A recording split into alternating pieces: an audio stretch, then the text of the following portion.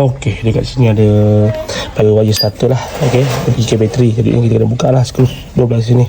Wire apa untuk starter ni bersama dengan solenoid wire buka sekali arung dua ni. Jangan terlupa Lagi satu, saya nampak di sini kabel meter Kabel meter ni pun kena buka sekali. Okey, ni kabel meter.